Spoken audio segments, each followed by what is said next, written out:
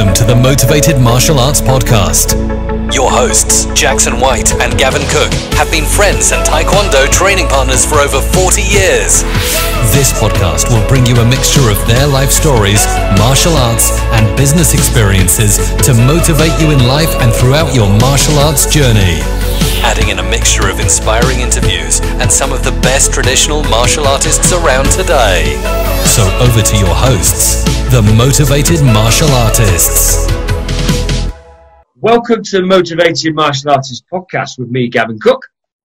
And me, Jackson White. Andrew Osbourne to the show. Andrew is a Kung Fu practitioner. He's also done Jiu-Jitsu and Lao Gar Kung Fu. And he's renowned in the martial arts industry as Mr. Chi, and we're dying to find out why. Welcome to the show, Andrew. Hello, everybody. Thank you. Okay, over to you then, Jackie, to follow up. Hey, good to have you on, Andrew. I know we've been chatting for a number of months now, but finally glad to get you onto the show. Thank you. It's a pleasure. Good. So I just want to kick off and really give our listeners an insight into your early life, your childhood, growing up, where that was, and really how you got into martial arts. Well, my father came over from the West Indies in 1954, the Windrush era. Okay. And he already had family in Wolverhampton. So he met with one of his brothers, Calbert Osbourne, and obviously they lived together in like a studio house kind of thing. And then shortly after that, had settled in Wolverhampton. He met Mum, obviously being English from Wolverhampton and everything. And back then, obviously racial tensions and everything was like through the roof and all that. And then 1962, my eldest brother Irvin was born. And then my brother Stu was born 1965, and I was born 1966, the same year England won the World Cup. In my next door neighbour's house, next door to where we lived, in Laburnum Road. A good year then. Oh gosh, yeah. I was just over a month old when England won the World Cup and beat Germans 3-2. Yeah. Spot on. Great team. Yes, they were definitely. Oh boy, they were well known for that victory. But yes, sir. So how did you get into the martial arts side of things then? Well, I'll tell you a story. I always remember this. It was a Saturday morning, and for some of you might be old enough to remember Tiz was when it came on. Yeah, remember that. Remember the custom pies on the Saturday morning. Yeah, the Phantom Fanfinger. Yeah, and my favourite was Sally James, of course, every boy's favourite. But and Lenny Henry introduced a clip from a very famous movie which we all know, Enter the Dragon. Of course. And they only showed a small clip from the underground fighting scene, and he was in the catacomb, and it was a slow motion version. And I just seen this amazing man doing magical stuff before my very eyes, and that's when I fell in love with the martial arts through Bruce Lee. It's funny because we've interviewed so many people. I mean, I think we're coming up for nearly episode 50 now, and probably 48 of them got into martial arts because of Bruce Lee. It's mad, isn't it? Tattoo of him on me as well. Yeah, it's amazing. That guy had such an influence on the world. He obviously didn't find out to realise just how much. I know, but yeah, and that was it. I just fell in love with it. I was just like, wow! Finally, I've got something which I love, which is part of my life. You know, it's everything I love for and live for, literally. Brilliant. So, presumably. Sorry, Jackie. Presumably you went along and joined the local martial arts club, did you? What was the first club that you joined? Well, the actual very first one, I was at Heath Town Junior School, and I was at the age of 9 going on 10. And we could either do swimming or do a martial arts. And it was actually judo. And I thought, no, I'm not going to go and swim yet. I'll do the judo. And I did. That's when I started. I was like a duck to water with it, really. And Mac Abbott's was my sensei at the time, and he was the national coach later on in his life for the squad, for the England judo squad. So yeah, that was it. I've always wanted to learn the martial arts because of Bruce Lee, and eventually when it changed, as time went by, I started to learn various other disciplines of it. But judo was my very, very first martial art that I learned. It's funny though, isn't it? Because most people's their martial arts life, or even their life in general, is basically defined mostly by chance, isn't it? You know, you think about, right. Certainly in them days, it wasn't like the kids have got now. They've got a choice of every different martial art, every sport, you name it. They've got the opportunity to do it. That's right. It was just a case of whatever was nearest to you, really. That's right, exactly. And then obviously my dad knew Joshua Johnson, MBE. He studied he was a practitioner of Wado-Ryu karate as well. And I was kind of like doing the two together, Wado-Ryu and judo as well. So I was trying to mix it up. But then we had to move house because the family expanded again. So I couldn't go to my judo. So I carried on with Wado-Ryu karate for a while. And then I just always wanted to learn the Kung Fu aspects of the martial arts. And then I found out someone who I knew was studying Lao Gar Kung Fu, the Dudley Martial Arts Centre, under Sifu Ken Holt. So that's when my Kung Fu journey began, shortly after that, when I was about 13. Right, okay. So what drew you to it? So we know Bruce Lee was your influence. Yeah. Once you got involved, what was the thing that you really enjoyed about the martial arts that you participated in? Well, for one, I got bullied a lot. Being of what they call dual heritage these days, as you know yourself, what it was like for us coming from different family backgrounds. You know, the name calling and all that. I got bullied a lot because I was a very quiet and weak child. And some of my family members knew I was being bullied, but I didn't let my parents know as such. So that was one of the main reasons as well. I wanted to learn how to defend myself. Okay. You know, and that was it. And then I just found the passion for it. And what about belts, Andrew? Where did you get to on what sort of grades did you get to on these different various martial arts?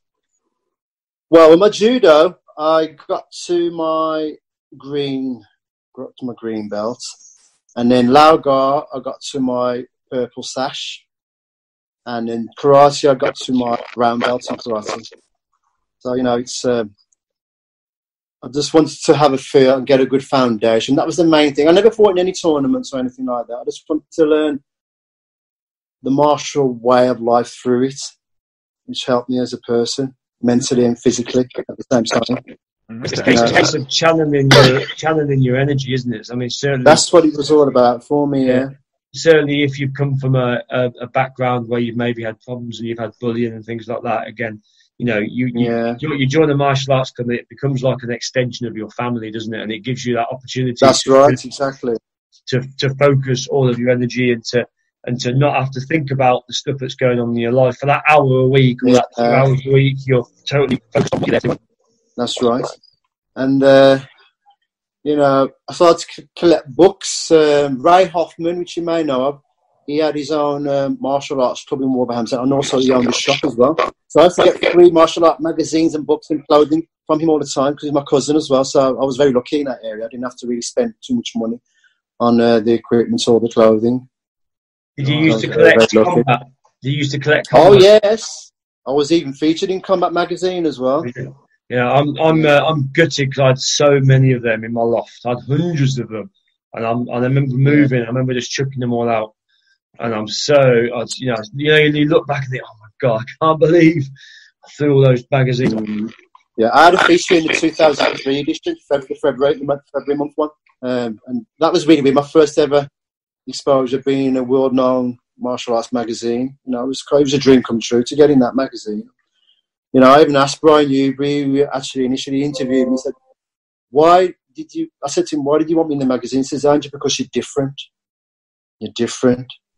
And he said, you seem to radiate energy from within your body, which is very rare, you know, and I was quite surprised and taken back by that.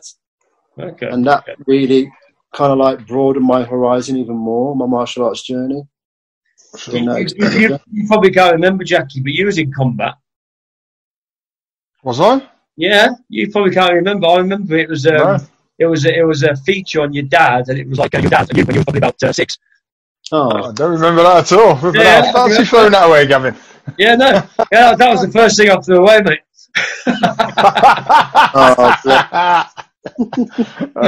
Pretty guy.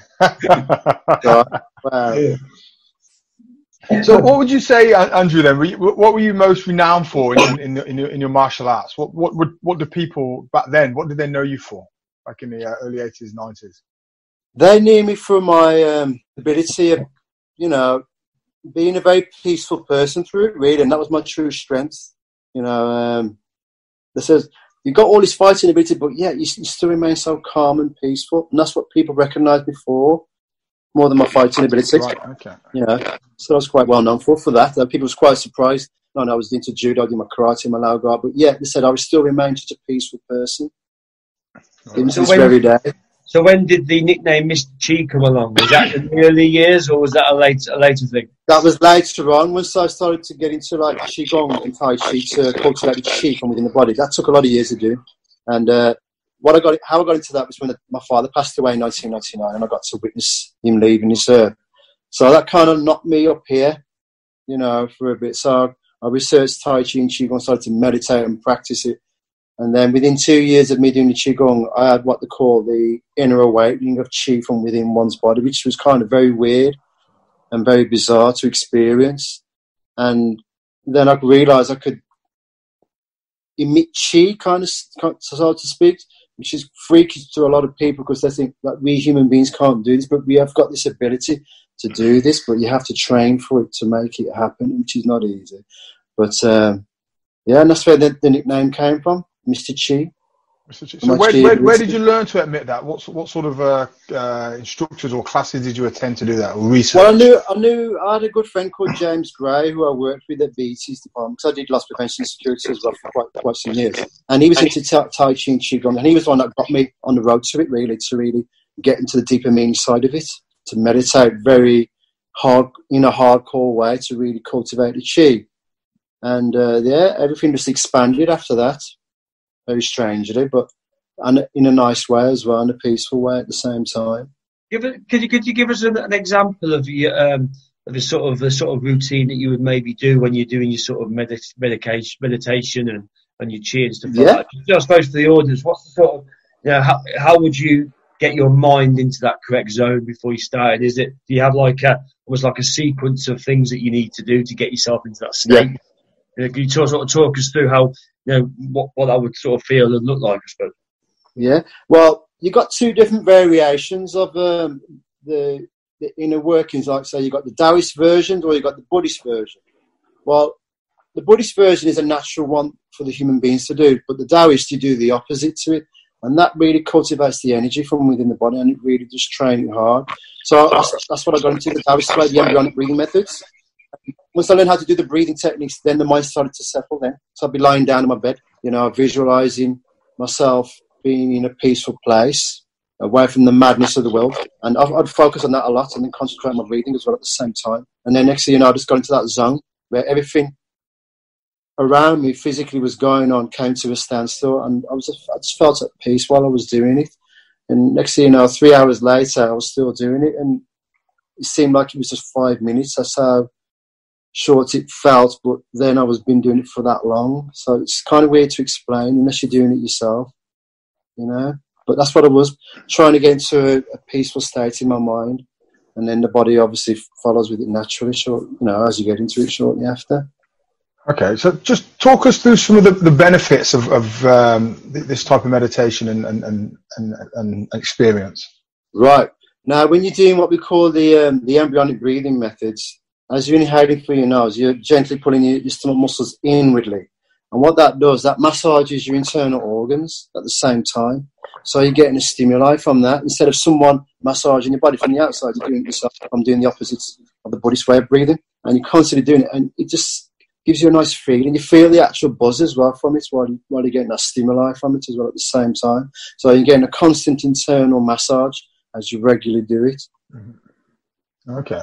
And the benefits as well, it makes you strong as well from the inside. It helps with you coping with the pressures of depression and anxiety, and it kind of strengthens those areas as times go by, you know. It's not a quick fix, but you have to stick at it. That's the only thing. You have to stick at it as a regular thing. It's not a fad thing. Sure. Make it a part of your life. Okay. I think that's good. That's, you know, it's a good opportunity for people that are listening to this, particularly going through the difficult times that we're going through at the moment with the self-isolation. It's something, you know, that would you recommend that people, you know, at least try and take it up? Would there be some benefit from an early stage? 100% guaranteed. I've got videos on YouTube about it as well. I've got my YouTube channel. Okay. And a lot of people have said the video that I actually did for them, it's about over 12 years old, the video, but it's all basic and simplified. It's not complex. I made it easy for people to follow in phases. So I haven't rushed the training method. You know, people can understand what I'm saying because I've deliberately slowed myself down so people can understand it properly. Okay. And it's for anyone. What sort of visualizations do you do then, Andrew? When you're doing your meditation, and do you sort of visualize? Right. You know, what sort of visualizations do you do? Know? The perfect one, which works for me, is a candle flame.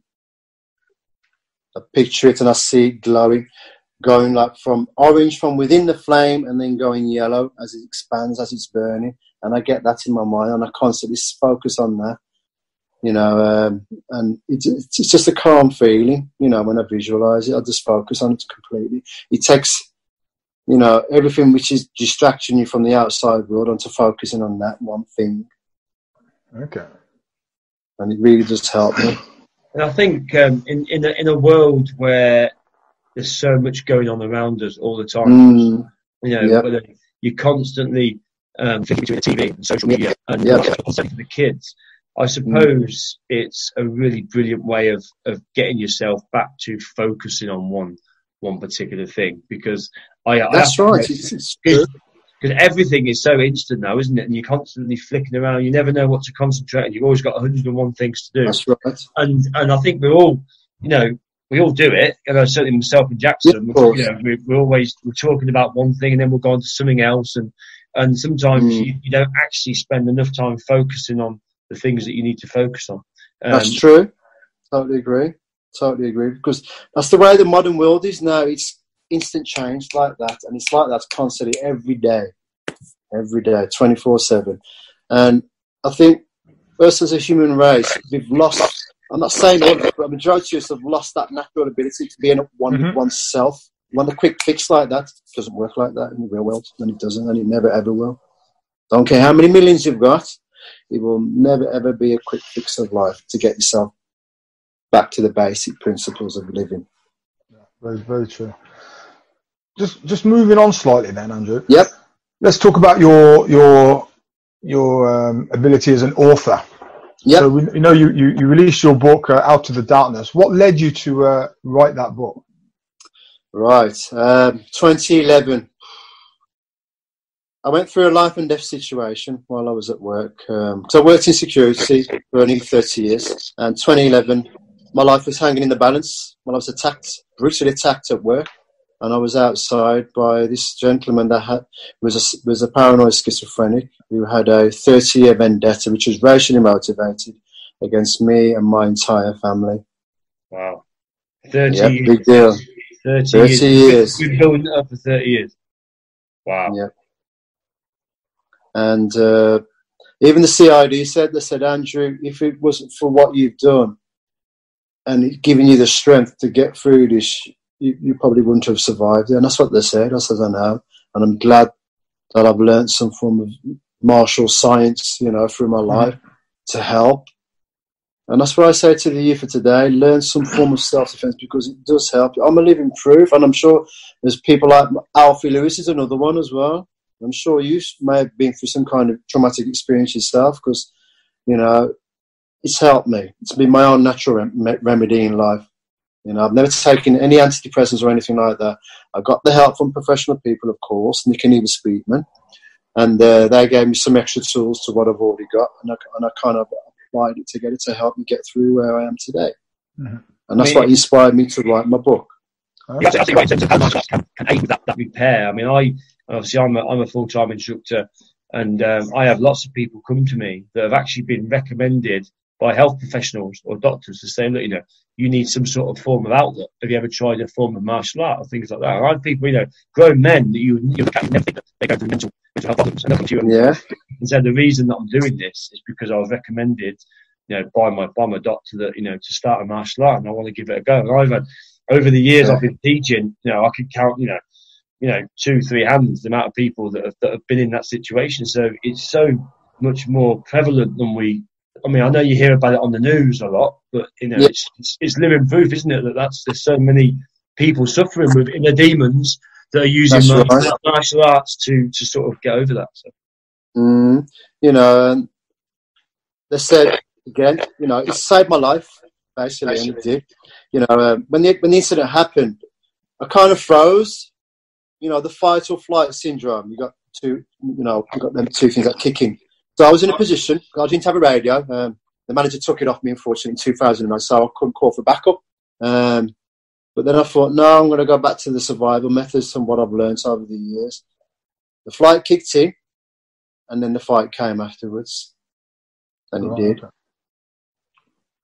And when I had all the help, that was the main catalyst for me to write a book, to help other people out there in the world. Okay. You know.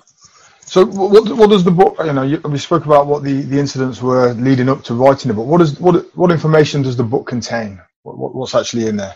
It contains some of my training that I've done, the help that I got from the Speakmans when I was on This Morning show, because I had a lot of press involvement with my story.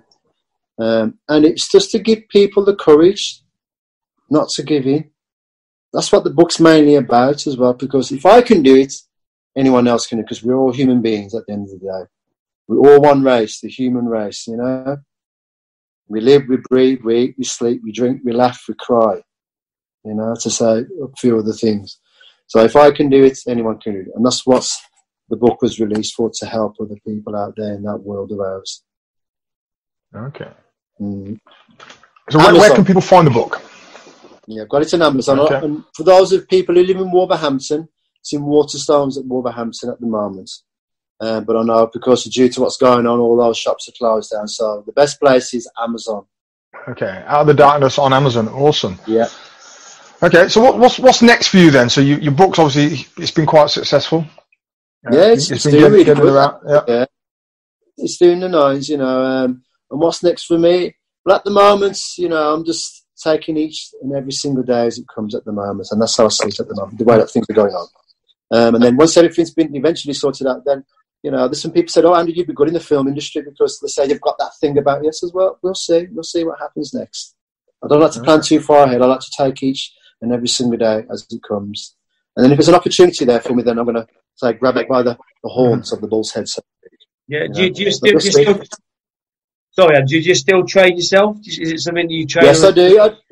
What sort of training do you do, like, sort of yourself now? Well, I'm mainly focused on I still do my meditating, but core work.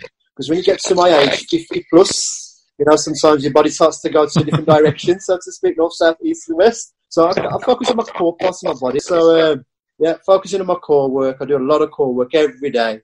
But I just do a little bit of it. I don't do a lot of it. I just do a little. That's enough. Twice a day of it. In the morning before I go to work, and then when I come back. Well, before I go to bed. You should wait till you get a phone call from Jackie asking you if he wants to do insanity with him. Oh, bless. That's insane. Painful exercise. Where are you training now? Are you training yourself, or are you taking classes? Where can people come and train with you if they want to train? Well, what I could do, you know, obviously once this is blown over, then because obviously I do drive, I can meet up with people to help people. I can, you know, I like doing stuff like that. You know, even I did have some place at one time, but you know, as you do, you get let down by people, so you come away from that. So this is why I do things on my own now. So the only person I can trust is myself at the moment, you know. But yeah, people do invite me even to their homes. They've done it before in the past, and I've helped them while I'm in their homes and things like that. Or we've met up in a little sports and leisure centre, and I've done stuff with them there as well. Okay. Have you not thought about going down the virtual training route and the virtual teaching route? I know a lot of people, including myself, are doing that sort of thing now, you know. Yeah, that's good. Yeah, you know, having discussions with people who suffer with the anxieties of life, things like that. I like talking to people, you know, because I've been there myself, suffering with PTSD. So yeah, I like doing stuff like that with people. This is why I do my videos every morning, to try and lift people up. And then I get some people to get back to me because they say, "Oh, Andrew, we don't like to comment on the video." I say, "Yeah, but I don't mind." So they kind of like private message me and say, "Your videos are so inspirational. They help me on a daily basis through life." Even Mohammed Afzal as well, you know, who owns Torpex, he said even my videos inspire him. You know, so wow, it's come from him. That's really, really well. That's the big thing for me. Even Bob Sykes as well is another one. I'll just keep being me. At the end of the day, there's no act. What you see, what you get. No gimmick. It's me. Straight down the middle. Just keeping it real. Exactly. Got to keep it real. Lewis is another person like that who keeps it real. I'm hoping to get Alfie on the show this week. I've just had a message from him today, said we're going to try and get him on next week. So right. He's a character. I love Alfie. Alfie, he reminds me of me a lot. Alfie does. He really does. Because we both come from the same era. Mm-hmm. So, we know what it's been like for the hard times of life. We've been there, as you know yourself, Jackson. Sure. Mm-hmm. Okay, we're going to wrap up in a minute. But before we do, we normally ask our guests, given what you've achieved in your life, what you've been through, what advice would you give to a younger you? A younger version of me? What I would say is, stick to the basic principles of life and never quit. Keep on fighting, because there was times when I nearly did quit, more than once. And just got to keep fighting at your own pace. Don't follow anybody else's pace because their pace is different from yours. We don't all work or function on the same pace of life as a living human being. Work at your own pace, no matter how slow it is. I think that's certainly good advice, certainly for the youngsters as well, because obviously with the advent of things like Instagram and Facebook and they're always constantly comparing them to other people, thinking that they've got this amazing life out there, and how come they're going on holidays 3 times a year? I'm on holidays here, they've got less clothes, and I'm got less clothes. How come they're looking all buffed and I'm out of shape or whatever? There's that constant comparison to something that is not necessarily the reality. It's just no one shows the pictures when they've just got out of bed, or when they're, or when they're not the best things and share Yeah, all this photo shopping thing, doesn't help. Makes matters worse for them. People don't think nothing. Is that real or not? Nah. Don't believe in all that stuff. It's a lot of make-believe stuff. Never been into it, and I never ever will be. No, awesome. No, good man. That's the way to be. Yeah. Andrew, we're going to wrap up there. It's been an absolute pleasure having you on today. And I know that a lot of our audience will really, really, resonate to some of the things that you've been saying, which is great. Oh, thank you, man. That means a lot to me, Thank you. Good. Yeah, fantastic. Thank you very much, Andrew. I hope you enjoyed this week's episode, and don't forget to subscribe to the podcast on your listening platform. It would be awesome if you could also leave us a review. We really appreciate your valued feedback. Also, check out our website, themotivatedmartialartist.com. We also have a YouTube, Instagram, LinkedIn, Facebook page and Facebook group. All the links are available on the show notes below. We'd like to thank again our show sponsors, skillsconnect.co.uk, the world's leading children's development programme for martial arts. If you're a martial arts school owner or instructor and are looking for some inspiration, ideas or drills for your children's classes, make sure you check the skills out.